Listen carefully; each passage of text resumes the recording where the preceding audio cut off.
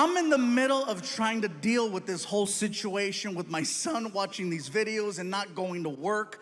And while I'm doing this, I get the most random phone call I have ever gotten.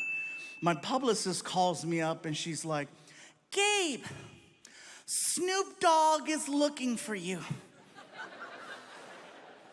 Excuse me? Snoop Dogg, I know who Snoop Dogg is, but what do you mean he's looking for me? Well, is he looking for me or is he looking for me? He's a fan and he wants to interview you. Oh, cool, sounds good. What is it? I think it's some type of podcast. I'm in. Can I bring Frankie? Absolutely. Cool, so I hang up the phone. I'm excited, I want to tell my son. I'm like, Frankie, I'm walking towards your room. I'll be at your door in 3, 2, 1. Hey, all right, you're dressed. Good, come on, let's go. Where are we going? Watch. We get in the car. And now we're off on this adventure to go do an interview with Snoop Dogg. You guys, let me tell you something. We get to the neighborhood and we're lost. The GPS says we're there, but we're lost. We're looking for a house and there's no house, just a big building. And so I'm like, this doesn't look like a podcast, really? So I pull up to the security gate. Tap the button on the wall. Security desk, can I help you? Hey, security desk, my name is Gabriel Iglesias, and I think I'm here to do an interview with Snoop Dogg. Okay, one moment. Oh, okay, this is it. Good. I'm so excited. Snoop Dogg, this is gonna be cool, right? Sir? Yes. Yes, hi, there is no Gilbert Ignatius on file. What? Could there be another name? Another name? I don't know, Fluffy maybe? And the gate starts to open. I'm like, oh my God, I'm officially in the rapper's world because my real name doesn't mean shit.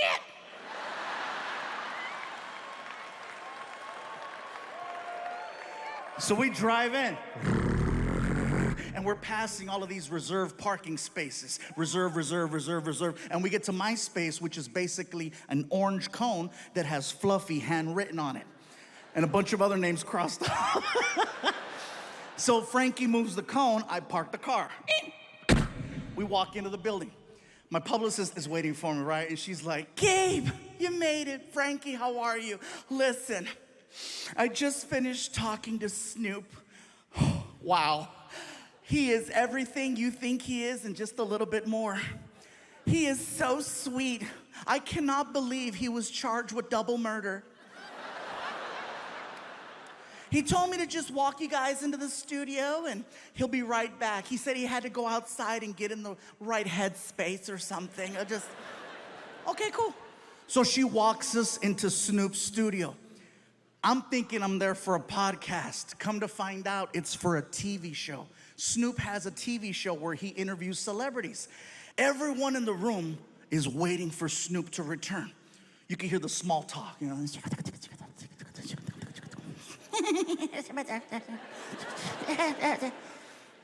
All of a sudden, everyone stands up. And I'm looking around like, what's going on? And I look at the door to see if Snoop's walking in, and I don't see him.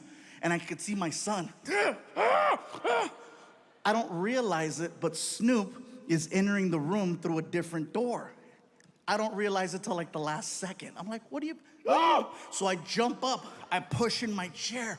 I'm so nervous, I don't know how to address him. So I'm like,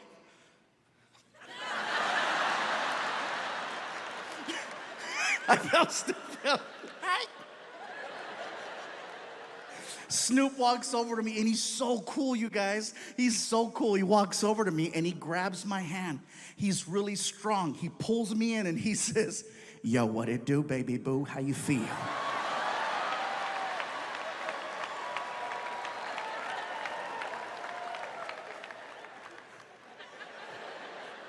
Thank you for having me.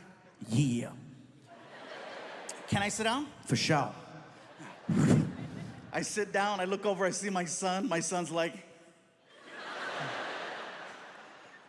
The difference between Snoop's show versus any other talk show I've ever done is that usually there's a person, like a producer or a director, who comes to you and gives you information, like how the show begins, topics you're gonna cover, how you go to commercial, how you come back from commercial. I've spoken to no one. Snoop just starts talking, and at some point, they hit record. I'm waiting for action or a buzzer and something. Snoop just starts talking to me. Yo, what up, Big Fluff? Big Fluff. Oh, that's hey. Yo, you like music? Snoop, I love music. I love your music. Yeah, that's what's up. He opens up a laptop computer and then he hits play. And the next thing I know, we are listening to hardcore Mexican banda music. I mean hardcore.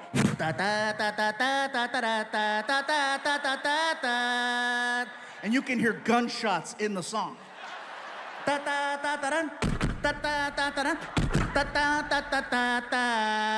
And then a cow.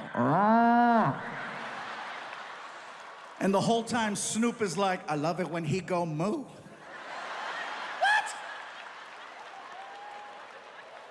I feel like he's messing with me because I'm Mexican, right? So I called him out. I said, Snoop, do you understand what you're listening to? And he said this, and it scared me. He said, gangster recognize gangster. The reason why it scared me was because he was telling the truth. We were listening to actual Mexican cartel songs that don't play on the radio. And the fact that he knew that, the fact that his level of street knowledge in another language was that on point, I said, I gotta shut the hell up. Don't speak unless spoken to, that's the code. Next thing I know, Snoop reaches under the desk and he pulls out the biggest blunt I have ever seen. Oh, this sucker was huge. As soon as he pulled out that freaking blunt, I got excited because I wanted to grab my cell phone, okay? I wanted to grab my cell phone so that I could take a selfie of Snoop in the background being Snoop. So while I'm fumbling, trying to get my phone, Snoop starts talking to me again. Yo, Big Fluff. Yeah, what? Hit that while I hit this.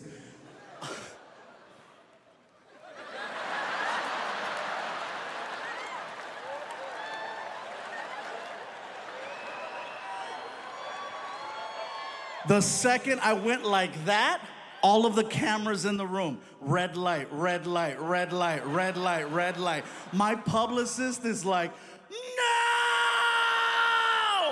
My son is like, yeah! And now I'm being faced, bro. I'm being faced with a serious situation because, you know, I've talked about friends participating in doing stuff like this, but I've never openly talked about myself, you know. And now I realize that from this moment forward, people are gonna know what happened here with Snoop. So I started trying to find ways to justify it to myself. You know, if you're gonna do something like this on camera, you want it to be with Snoop. You want it to be with Snoop, Cheech and Chong, or Willie Nelson.